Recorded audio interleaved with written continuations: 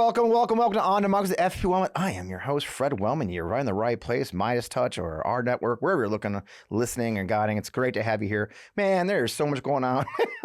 I mean, the George Santos, I'm going to go on for a while. There's so much to talk about. I got incredible guests to talk about it this week. As always, I'm thrilled to be back after the holiday. I'm glad to have you here. Let's get on with the show.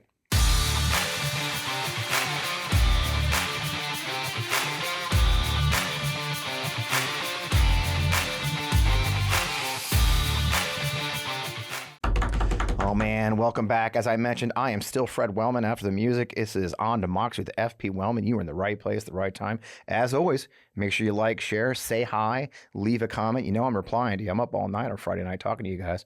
So I really appreciate being here. Man, it is, as always, as crazy as always. And not just in Washington. It got kind of weird down in Florida, which I'm not going to talk about it because it's so bizarre that the co-founder of Moms Demand and her husband, or Moms for Liberty, and not Moms Demand, but Moms for Liberty, and oh my God, it's crazy down there. I'm not going to get into that. But up as we speak, they're debating where to kick George Santos out of the Congress. There's a million different things going on. There's a lot to talk about. Meanwhile, we're still trying to run a government. We're still trying to get ready. As we talked about last week on the show with the special solo episode, I think I was very clear. There are real challenges, and that first part of the show last week was a lot of those challenges.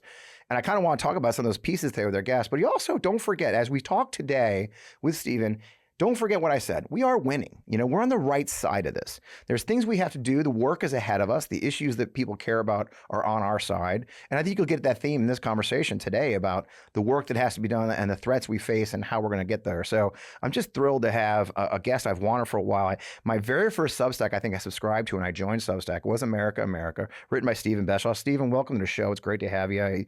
For those you don't know, Stephen Beschloss is an award-winning content creator of many ways, writer, journalist, editor, filmmaker. Your bio is incredible. Consistent in his work is his passion for writing, and he has a belief in the transformative power of story, which if you read his stuff, as I mentioned, he speaks a lot through his newsletter, America, focused on politics, society, democracy, and justice. Just launched a new video series called Media Misses. So the timing couldn't have been better. I couldn't think of a better person to have this moment than you, sir. Thanks for joining us, Stephen. Thank you, Fred. Happy to do it. This is kind of a moment, but I'd like to say it's a moment, not an endless series of moments that are just going to keep unfolding. Right. I mean, that's the thing. We're getting into it now, right? One thing I've been saying a lot in the show, Stephen, is people haven't really been paying attention. It's funny. Last week, I highlighted. So I live here in Missouri, and a local Republican candidate actually ran a poll on their state Senate district, which is in western St. Louis County, which is a pretty well-educated and engaged community, right? And it was a Republican primary poll. There was 3 elected officials and 1 former elected official, or 2 and 1, running for the Senate seat. Now we're a year out, right? And the number one choice on it was 70% were undecided. Right. And I even, what are they missing? Yeah. They're not noticing. Right.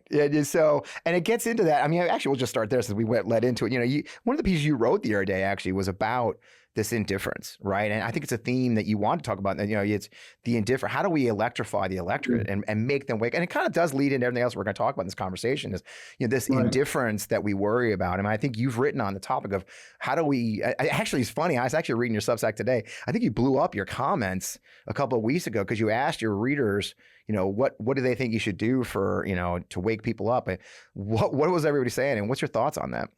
Well, look, there's a lot of people who think that the effort should be to try to reel in some of the Republicans who maybe are centrist, try to reel in some of the, even some of the Trump voters, that we need to expand that population. My view is that you have a large population of Democrats who are indifferent. You just have to look at previous elections and what the turnout was like, right? How many tens of millions of people who didn't vote. And so, if there's a time when we need to activate people who have been convinced that maybe not this time for one reason or another, I've got this problem with Biden, or, maybe as their memory fades, Trump isn't really so bad, any of those kind of things that might play out. There's nothing more important than to, in my view, to actually speak to the choir, expand the choir, and convince people that they need to do the work to talk to their friends and talk to their neighbors and talk to their family members, the ones they can still talk to, and motivate them to go to the polls and do the work, the basic fundamental work of democracy. Right. And it's funny how often I talk to people, they say, well, Fred, what can I do other than vote? And actually kind of in my last week, I did kind of a solo show for the holiday. And it's one of the things I talked about. There are really wonderful ways you can get involved. Pick a candidate, pick a race, phone bank, canvas, send postcards. I mean, I think a lot of people don't understand there is opportunities to plug into our network. And I tell a lot of people, kind of talking about, we talk about this Moms for Liberty thing, right? Go to your school board meetings, go to your city council, go to your county council meetings, actually see the work that's being done. And by the way, be there to counter some of the crazy stuff, because there's some real democracy happening right in your town, right? Right. But here's the thing. I mean, I focus on, storytelling is what I do. I lead something at a university called the Narrative Storytelling Initiative. Yeah. Right? It's operating in lots of different storytelling modes purposefully, because people consume information in different ways. Yes. Some people read, some people watch, some people listen. There's all different ways to get to people. And so, I think that the hard work of this time that's so urgent is to be able to get to people where they are and find some way to activate them, especially if they're those weird, fence sitters, or that they're in some ways, convinced it's not their problem. Well, that's brilliant. And that's kind of where we come from. It's, we write, we do video, we try to hit people, we try to give them the information they need to have direct conversations, right? We have to arm each other to have these direct conversations. And there's no one way to get that to people, right? You have to, and story is the key. And to that topic, your new video series, which I love your first one, called Media Misses, with your colleague from the Chicago Times, right? He was at the Chicago Sun-Times, and he's last was sort of the former Metro editor of the Chicago Tribune, Mark Jacob. And he did a really good kind of media critic in this period, which is how I sort of connected with him. And, I've been wanting to do more media criticism. All of these stories get layered, I think, in meaningful ways in terms of who's framing and how they're going about framing what's going on.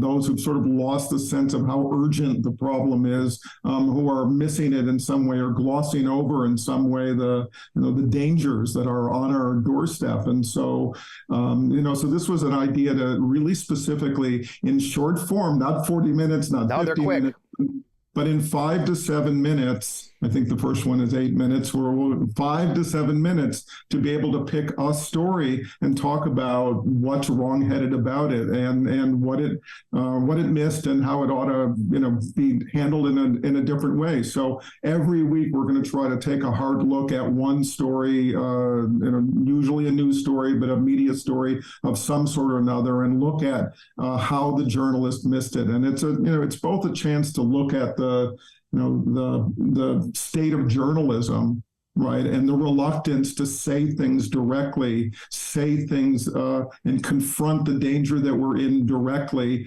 not feel like you have to pull back and be careful and polite, that this is a time to say things precisely as they are, to tell the truth. And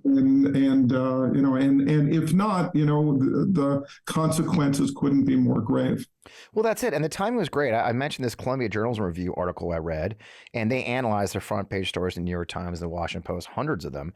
And they found that, I think for the 2022 cycle, barely 3 stories on the New York Times front page even talked about domestic political policy, with literally dozens and dozens of stories that were simple, what they call horse race, right? It's this constant, there's this attraction to talking about who's up and who's down. And we talk about it a lot in the show. Matter of fact, the theme last week of our show, I stole from some great, smart people online, was that it's not the odds, it's the stakes, right? There's too much discussion of what the odds are, who's up, who's down today. Nikki Haley got the Koch brothers, give her. It's not about what are the stakes, like what are the policies going to get us in trouble, and that's an approach we have to take. It's funny, and in that story we talked about, I hinted at the beginning about the situation in Florida, and to keep it simple, it came out this week that the chairman of the Florida GOP apparently was involved in a consensual 3-way relationship with his wife and another woman, whatever, but he's accused of sexually assaulting apparently this third woman and a thing. But what I found interesting too was that story was broken by by a local group. It wasn't the New York Times that broke it. Right. It wasn't. Right. It was a government watchdog group that had the Florida Trident. It's called right. They're the one because they heard the rumors and they did the due diligence. They did a Sunshine Law Act, and they got the police report showing this gentleman had been arrested. Good journalism is not what we think it is anymore, right? It's different than it used to be, isn't it?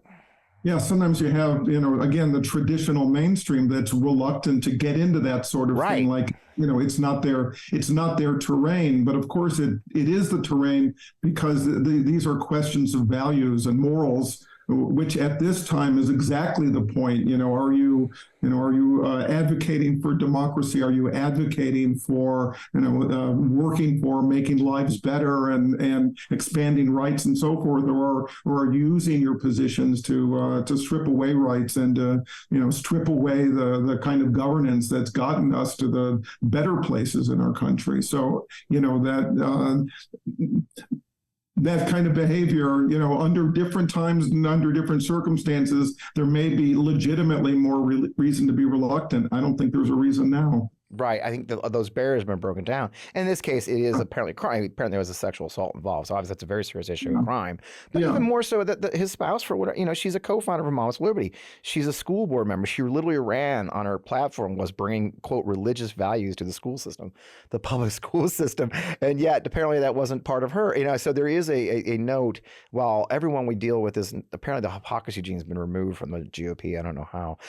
We're led to believe. I mean, it's not a bug, it's a feature, right? Yeah. I mean, the pattern seems to be going on over and over again. Yeah. And look, I blame you for all these things. Meanwhile, it's exactly what I'm doing. So I know a whole lot about it. Right. Well, that's it, and we see that, and it arcs up. It arcs up to D.C., where George Santos is probably likely to lose his seat anytime now as he fights. But the hypocrisy that he's himself is accusing of his peers. I mean, it is a constant value and string through the conversation about the GOP and others, disabilities, and it goes to I think we've talked about a little bit in our conversations.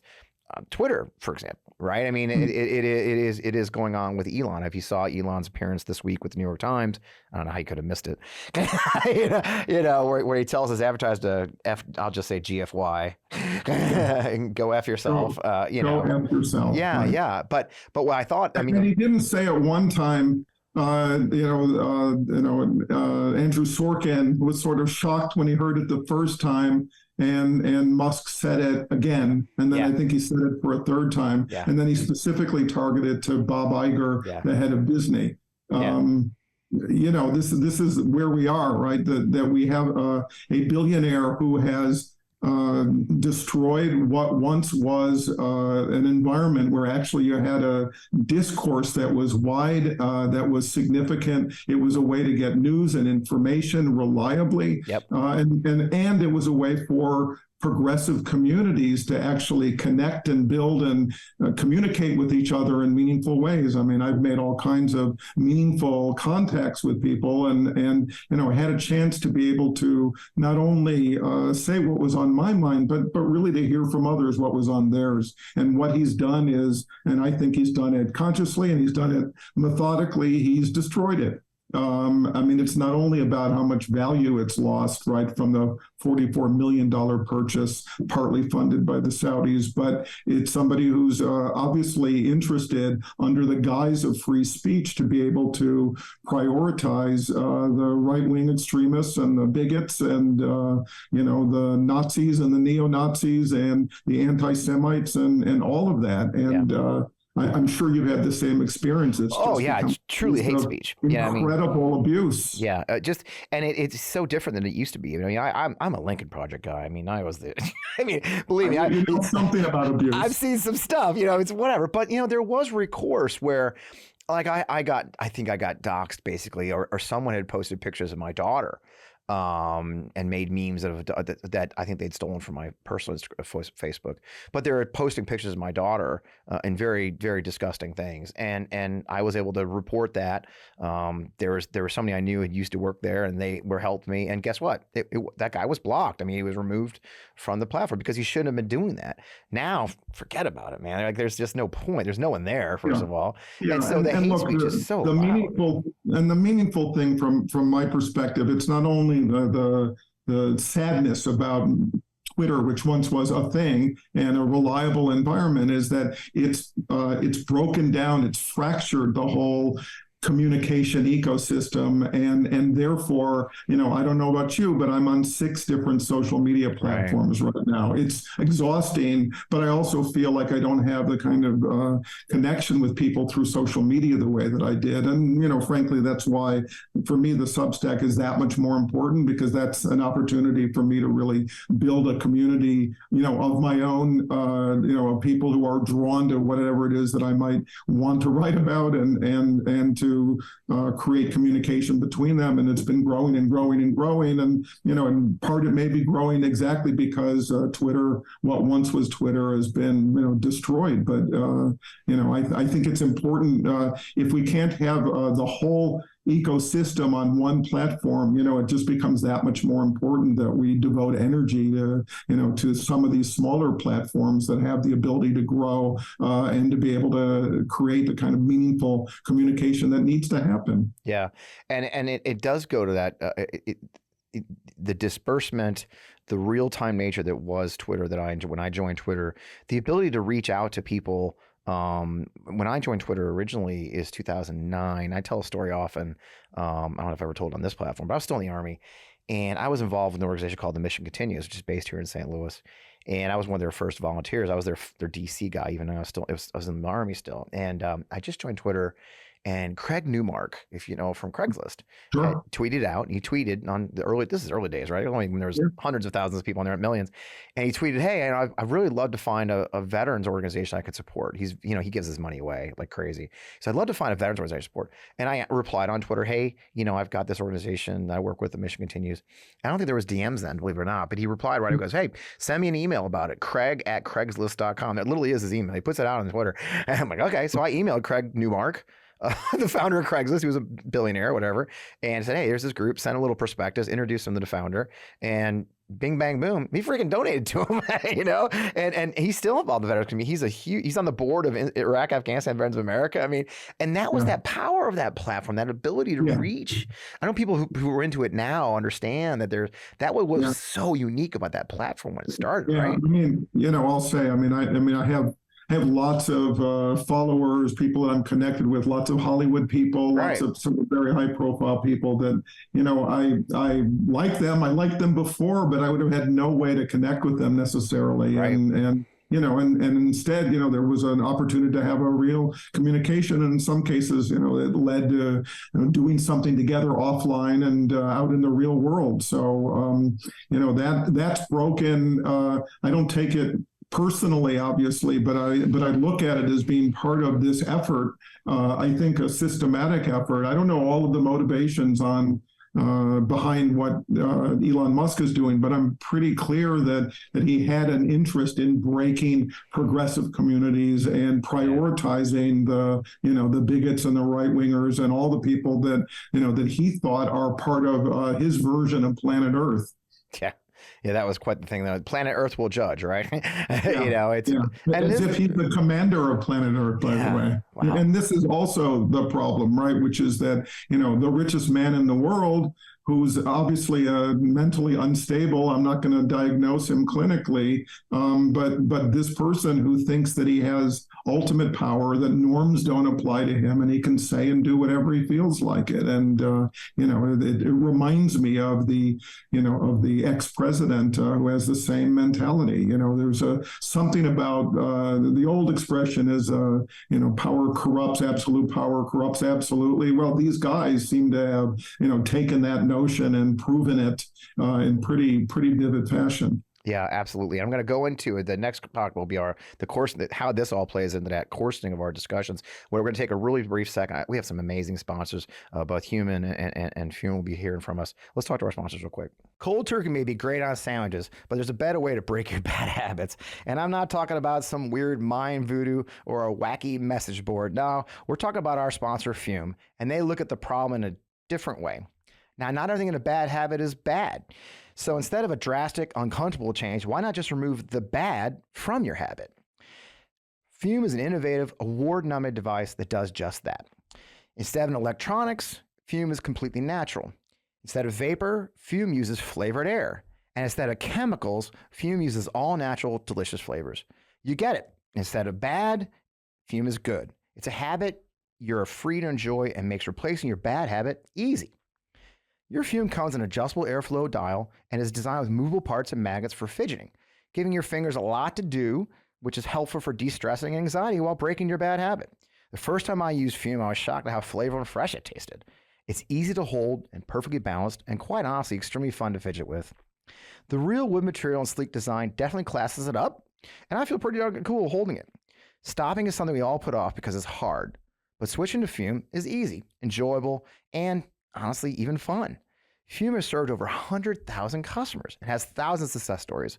There's no reason that can't be you. So join Fume in accelerating humanity's breakup from destructive habits by picking up the Journey Pack today. Now, head to tryfume.com and use code FRED to save 10% when you get the Journey Pack today. That's tryfum.com and use code FRED to save an additional 10% off your order today. Heart health and staying healthy, especially when you have a family you want to spend time with, is so important. So important. So we could all benefit from heart healthy energy. Now, one of the best ways to get some, by supporting your blood pressure and circulation. SuperBeets Heart Chews are an easy and convenient way to support healthy blood pressure. They're plant-based and stimulant-free, so you get a green boost without the jitters of caffeine. Paired with a healthy lifestyle, the antioxidants of SuperBeets are clinically shown to be nearly 2 times more effective at promoting normal blood pressure than a healthy lifestyle alone. SuperBeets Heart Chews are incredibly delicious and so much better than any alternative supplements out there. I take my SuperBeets Heart Chews each morning, and it's really kickstarted my morning routine. After taking my SuperBeets Heart Chews, I feel like I have more energy and I'm ready to take on the day. SuperBeets is the #1 doctor, pharmacist, and cardiologist recommended beet brand for cardiovascular health support. It's blood pressure support you can trust. SuperBeets Heart Chews support healthy circulations, so you not only get blood pressure support, you also get productive, heart-healthy energy without the crash. Now, double your potential with SuperBeets Heart Chews. Get a free 30-day supply of SuperBeets Heart Chews and 15% off your first order by going to getsuperbeets.com and using promo code FRED. That's getsuperbeets.com, code FRED. Check out Human SuperBeets. You won't regret it.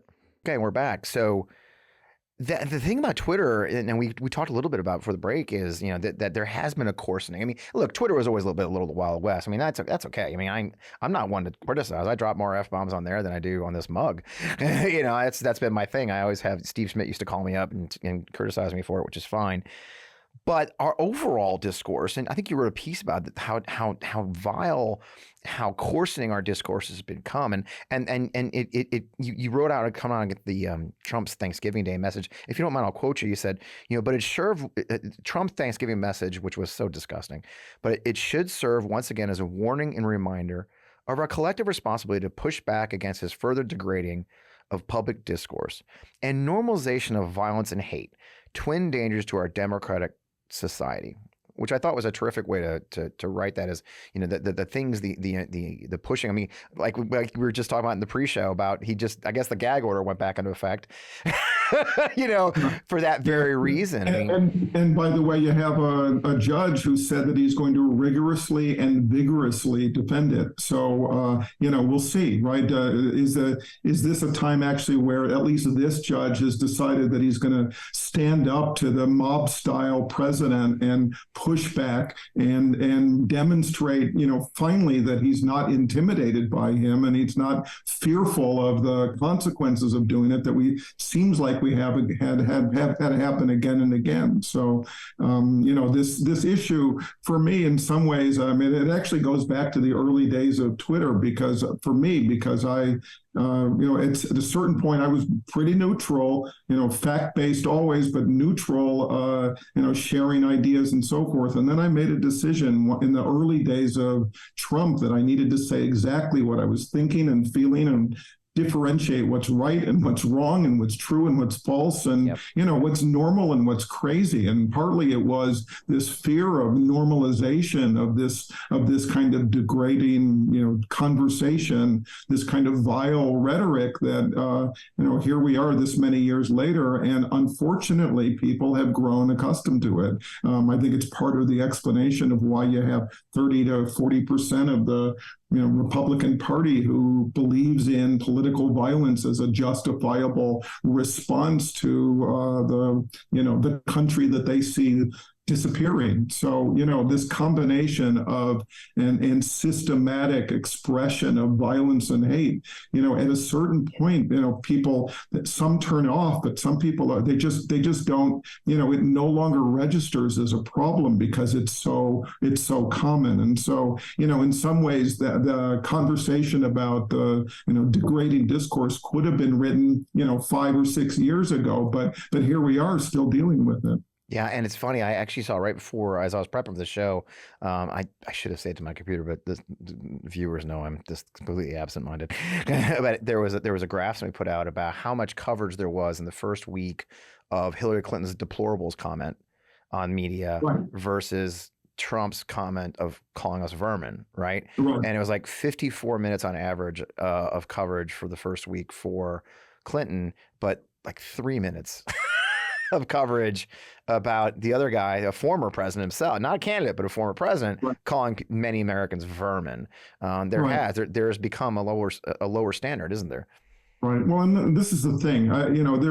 There's been a legitimate conversation about, do you want to repeat it? Do you want to amplify it? Right. Do you actually help him by amplifying? And I used to worry about that, right? I used to worry about the repeating of it because, again, it gets into people's heads and it repeats and people get accustomed to it. Yeah. That's a problem. But on the other hand, we're at a point now, and I think a real dangerous sort of knife point where this stuff has to be highlighted, spotlighted, talked about, reminded, and I think over and over and over again. I mean, it's, there was an article today, Robert Kagan in the Washington Post, which I'll read the headline of it, which makes the point. A Trump dictatorship is increasingly inevitable. We should stop pretending. Wow. Right. And then he goes on to lay out, all the ways that that's true, including that we're now 13 weeks away from essentially Trump being the nominee. 13 weeks from now is, eight primaries that happen in January and February, 13 that happen in March 5th. That's 21 primaries that will have happened by then it's over. Right. So I've been trying to think in terms of, we have a year to sort things out. Well, we don't. I mean, we're, and the point that Kagan is making, and I think it's a really important one, is that we're, once that hits, whatever reluctance there has been, well, let's put it the other way around, whatever willingness that Republicans have had to say something critical about Trump, that's going to all go away, once he's the presumptive nominee. That's a really good point. And it's funny you say that. I had not thought of that. That's a very good point, right? There will come a point where they have to get on board. They've all promised to get on board. So whatever light criticism there's been to date will disappear completely and they'll all get online. Then we've got a clear. I mean, part of me as an old soldier likes clarity in my opposition, if you know what I'm saying. There will be a clarity of who we are up against, and we can clarify. And I think maybe perhaps, I guess I'm an optimist. See, this is the weird thing. If you don't watch Stephen, if you don't know me, I have this weird optimism streak. People can't believe it. 22 years in the Army, and then, being a Lincoln Project guy. But no, I really do. I am an optimistic guy. I do believe in our country. I mean, that's what I fought for. That's why I proudly wore the flag on my shoulder for most of my adult life, is that there's an optimism. I do believe in this country and the rightness of our country, and that here right matters, as my friend Alex Vindman's book right here on the table says.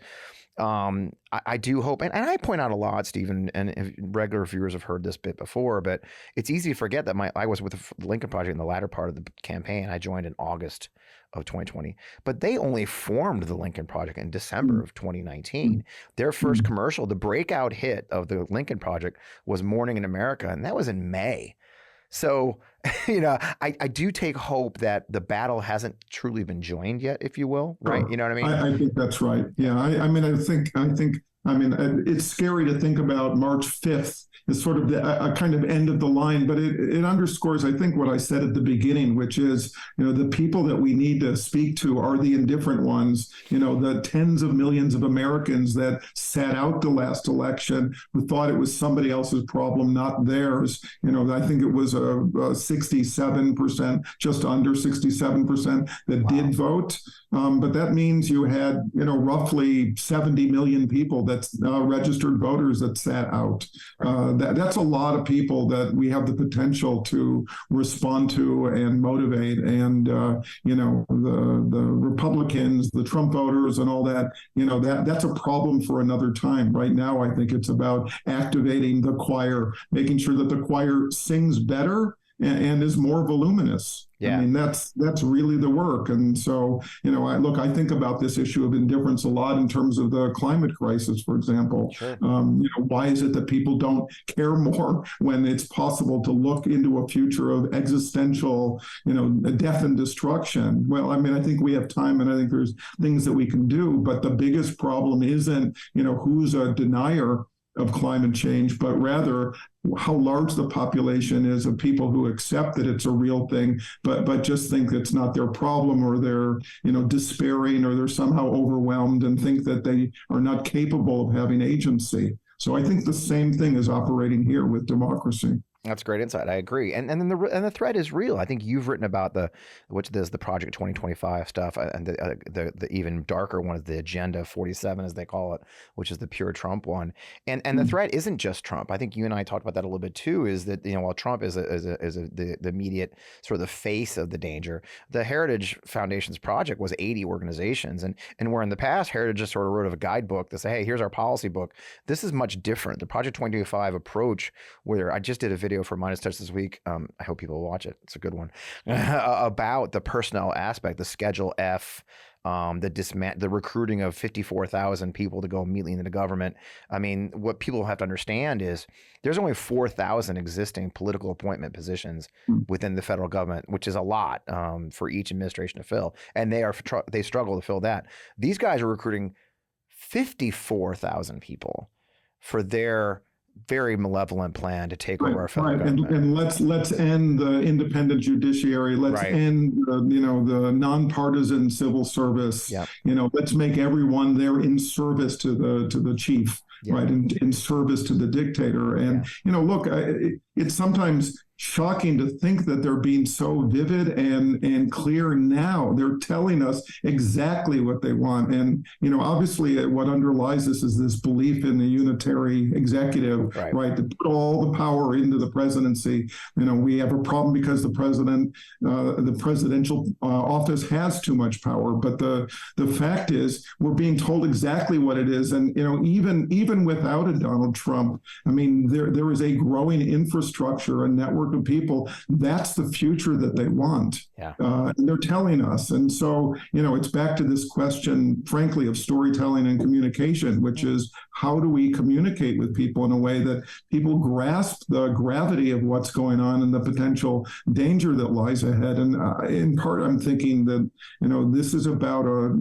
frankly, a lack of social imagination, right? It's a lack of imagination about what that future looks like, because people are comfortable and somehow convinced that, well, that won't happen here, or that won't happen to me. Right. I think a lot about this plan that's afoot to, to round up millions of migrants, put them in detention camps, and then deport them without due process. well, some people might say, well, that's migrants, not my problem. But my expectation is if you set up a structure like that, there's a lot of ancillary people. There's a lot of collateral damage that's going to touch a lot of other people beyond migrants. Well, that's it. And it's something I did. I keep plugging these videos. I've been doing a whole series. I've done, I think, so far like 3 videos on this topic of Project 2025, and I tell the story. You'll laugh. YouTube actually kind of like downgraded the ads on this video because I talked about what I saw in Iraq. I mean, for me as an Iraq veteran of the OIF, I was there for the first iteration, that first year with the 101st Airborne, and a big part of my job was working with local civilians. I controlled a swath of the area around our base in northern Iraq, and that led me to be the guy who Iraqis would bring their claims against the former government to. And so I was sort of a government representative, which was weird, but here we are. I was a helicopter pilot, go figure, among our jobs. But the stories you heard about what life was like under Saddam Hussein for 35 years, and the very dark things where people were scooped up in the night, or where a story that really struck me on that topic of the immigration raids is a guy told me that under Saddam, what you could do is, like, if your neighbor had better land, if their village had better land, all you had to do was call the government up and say, hey, they're insurgents, or they're traitors, or they're conspiring. They've got hidden weapons, and the army would raid the village and take people off. And guess what? Land was available all of a sudden, right? I mean, they were using this dark mechanism that was supposed to, keep the peace against each other. And there's no reason to believe we wouldn't see the same thing. Right. I mean, what if you don't like your Mexican neighbors? Illegal or not, I don't like their music. It's not a stretch, right? It's not a stretch. Yeah. And look, I think that the challenge is people don't want to imagine these things, right? So the tricky work is to be able to, articulate what that looks like, give people the ability to visualize a future like that, rewind from that point and look at, is that the world that you want? What can you do between now and that possible future so that isn't the inevitable outcome? That's a real work to do. And look, I think the other thing is, your point that you're an optimist by nature. Well, we can ring the alarm bell hard for the next year, and we can talk about the dark stuff, but we also have to talk about the reasons for optimism and the reasons for hope, so that people understand that, that also needs to fuel people's belief in the future we can have. Yeah, and good things are happening, and it's good to see. The Biden agenda is working. The economy is turning around. We avoided what should have been recession. If you just go gas prices, the turkey was lower, all these things, there is hope. And it's not perfect. Nothing's ever going to be perfect. It's like I defend the civil service, but by God, it made me crazy when I was in the army. That's okay. That's a man who loves bureaucracy. Right. I know. A dangerous bureaucrat. Right. I mean, again, it was uncomfortable for me to defend it, but also by the same token, I like the idea of government officials being able to tell me no and not get fired for it. But the same token, there is good things happening. It's hard to see all the smoke and mirrors around Mr. Biden's age, President Biden's age, around Vice President Harris. It's all smoke that is obscuring the good things that are happening for so many, and the belief that we can bet better. And I think I want to go back, and I want to probably the place to tie that bow on this conversation, because we can tell the story better. And it's funny, as we were talking about these dark days, these people being swooped up, there's been such amazing examples of how we can tell the story of what's to come and turn around. Which, I don't know if you saw that ad. Remember, there was a great ad, I think Midas did it, which was the woman and the daughter being pulled over by the police as they're trying to get an abortion, right? Where are you going? The Handmaid's Tale, that great ad that was done this last cycle. I think it was in, I want to say, Ohio, where there was the Republican guys in the bedroom with the couple. We can tell the stories effectively to bring it home to people. The wonderful ad that was done, I guess, a young woman who suffered from not being able to get an abortion and got very sick because of it. We're going to have to bring those stories out to shape this so people understand a nuanced policy and how it can affect them. I guess that's where storytellers like you come in, right? Yeah, I think so. And I think it's also, it's articulating what are the underlying values, that you do care about, right?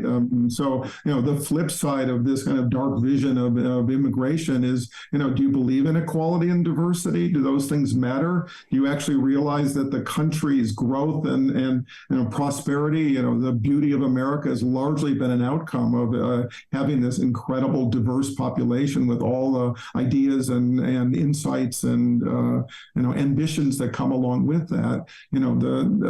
That's the flip side. So it's almost like, with every one of these kind of dark stories, to be able to make sure we also give light to the flip sides that that in essence describes what could be lost if we don't do the right thing a year from now. Yeah, it's easy to forget that this country was built on immigration. I had the funniest life story. On my father's side, we're OGs. We 1640 Puritans, if you will, in Boston. But my mom's side, I'm a second generation immigrant. My mom was, first. Her parents both came from Italy in the early aughts, and so that this is the American story. The American story is this blending of those, and there is different populations, and it is the welcoming arms of that liberty that we love. It's what we defend. It's frustrating to see this argument going on Capitol Hill right now about Ukraine aid and Israel aid being tied into immigration reform, which is really stopping it.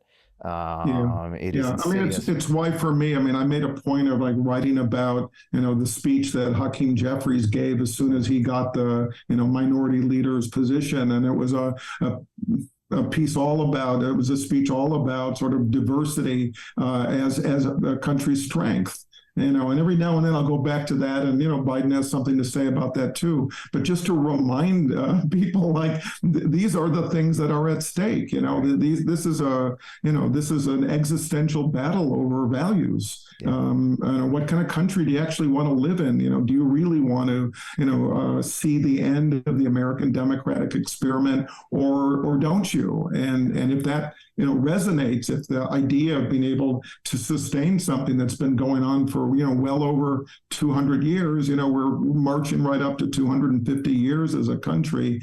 This is not the time to be letting it all get thrown away. I go back and right now and then about the Gettysburg Address, for example, where you have the ultimate phrase of for the people, for the people, by the people, and the sort of commitment that was made under the most dire circumstances. Same thing. I'll go back and write sometimes about Frederick Douglass, who experienced incredible torture as an enslaved person, but went on to provide this kind of incredible public role as somebody advocating for a vision of a democratic America. Yeah. The belief in it and the change that comes with it. We see it here. I live in Missouri, and the Missouri has experienced a higher death rate than a birth rate for the last 3 years, and a higher exfiltration than an infiltration. In other words, the state is shrinking. These are facts, and so we built this country by welcoming in others and helping them settle and helping them find work and helping us be a better country. And there's always been resistance to it. History is raft with again and again and again, right? Again and again. But in the end, it works out, right? Like I said, my people, the Italians, weren't exactly welcomed. Everybody go, oh, we love the hill here in St. Louis is the Italian section. Yeah, they had their own section because they weren't welcome anywhere else. It's easy to forget that part. We have Chinatown because nobody wanted them anywhere else but that little district, right? So, but here we are, and I do want to find hope, and with that, I guess it's a great place to stop. And I love that you do write hopeful. You do write. The title of your newsletter is America. America is a belief in the future of what we're fighting for and what can be, and to understand there's work to do it. So I think I appreciate that, right? Thank you. And look, we have. I'm going to say it again. We have a year. Yeah, right? This is the time. Come March, it might be even more clear how urgent it is. But we have a year to be able to voice, our belief in the country that we want, and tell our friends and tell our neighbors and tell our family members and do what we can to make sure that a year from now, we're not all crying in our soup, but we're, encouraged that the tyrannizing minority, failed to accomplish what they were after. Yeah, it's as a person who's definitely on the list since I'm being sued. I don't want to have a conversation with you a year from now about what country we're planning. Yeah, which I'm fleeing to and which gulag. I used to joke with my son who was going to get the top bunk in the gulag. It used to be a funny joke, Yeah, it's not as funny anymore. Weird, right? Yeah. Especially for me the last 3 weeks with me when I've suddenly found myself being sued over 3 tweets. It is obvious that there is a list. There are people they have picked, and if you don't believe in that, I guess But the duty is to stand up. You know, that's the duty, right? It's, you know, you served your country in the military. Well, this is another form of serving your country, and I think it couldn't be more important. I think in many ways it is. See it that way. Yeah, and the freedom. People tell me all the time. They said, "Do you miss being in uniform, Fred?" I said, "There's parts of it I miss, but I also don't miss the part where I'm allowed to say what I want and fight this battle in a way that needs to be fought." I love my peers in the military. I love what they do, but there's a battle being joined that they're not the right ones for that job. The military isn't the answer to everything. Sometimes it's passionate people who can say F-bombs every now and then, you know, and be honest. You know, I would rather the military. It's like I talk about a lot of people say, well, why isn't President Biden out there swinging? And I don't want President Biden in the dirt with us. You know, he should stay above it. Let us guys who are guerrilla fighters fight that war. And I'd rather he go lead things and stay out of it. So, well, thank you. Tell everybody where they can find your newsletter, find you, sir. And I'm sure that I want more people to follow you. Yeah, so it's America. It's at america.substack.com. You know, that's where the longer form writing happens 3 times a week. Yep. You know, there's where you'll find media misses every week. Great. You know, you'll find me all over social media as well. Well, I appreciate you, sir. It's just a joy to finally get a chance to talk to you. I've been a fan for a long time, and like I said, when I joined Substack, and yours is the first one that was suggested, and the first one I signed up for. So I appreciate you, and I appreciate your time and jumping on here with us, talking about this. But it's just keep up the fight. That's all we can do, right? That's all we can do. My pleasure to be with you. Yeah, thanks. I enjoyed it. Thank you. We'll talk to you again soon. What a great discussion. I've been a fan of Stephen's for a while. If you haven't, America's the newsletter. He's very, unlike me, he's very good about being on time and sending it out regularly. You know me, I'm a little bit bumpy. I love you guys, but I apologize for that. I have to write when the mood strikes me. As always, you can find I would love you to follow our Substack, fpwellman.substack.com. I'm generating a lot more content there. I'm enjoying it more. We're doing some fun stuff on there. I'd love you to be a paid subscriber as we go through the world. It does help us keep doing this work right here and supporting us. As always with Forgotten Democrats, I don't talk about it a lot, Lee, and that's a mistake on my part because I don't know, multi-million-dollar lawsuits, are things going on? There's a lot going on. Who knew? I don't know why. But as always, I would love you to check out Forgotten Democrats. We do have a town hall coming up. I can't wait. I'm going to bring a friend in. This is the idea that we will crowdsource and crowdfund those Democratic congressional nominees who have the biggest need first, and so support them in their efforts because frankly, so many 126 were underfunded. 2023 Republicans ran unopposed last cycle. We can't keep doing that, and so the Forgotten Democrats is very clearly dedicated to that idea, the idea that we should fund those who need the money amongst us first, with those at least first. So check it out. That's forgottendemocrats.com org. You can see it on the screen. In the meantime, man, I really appreciate you being here. If you help us with the algorithm on YouTube and on our, of course, Apple, Spotify, wherever, just hit a like, hit a share, write a great review. We'd love to hear from you. I'd love you to say hi as always in the comments. I try to answer a lot of people. It gets pretty crazy sometimes when the replies get in the thousands, which is just incredibly humbling. And I want to thank everyone who's been supportive of our efforts with our lawsuit from Mr. Flynn. This ridiculous lawsuit. We're getting ready to start dropping our filings now. A lot of people have asked me, so I thought I'd tell you an update that we will be fighting back. We will be asking for dismissal with prejudice. What he's doing is clearly an attempt to stop free speech, and I'm not here for it. I'm not here for it. You know, a friend of mine said, I love what he said. There's nothing more dangerous than a man with zero fucks and very few assets. I am that guy. Okay, I have zero fucks and no assets. And so, if you want to mess with me and try and take away what little I have and the way I support my family, bring it. Absolutely bring it, because we are fighting for something much more important, which is the soul of our nation. And people who think they can simply use our legal system to intimidate and scare people out of their free speech, they've met the wrong freaking guy. I ain't it. So thank you for your support. Those who have donated even a little bit to our legal defense fund. We're in great shape for our first phase of this operation. So just thank you from the very bottom of my heart for all the support you always give this wonderful community around the On Democracy podcast and show. It just means the world to me. So with that, thanks for joining us. We will see you next week with another great show.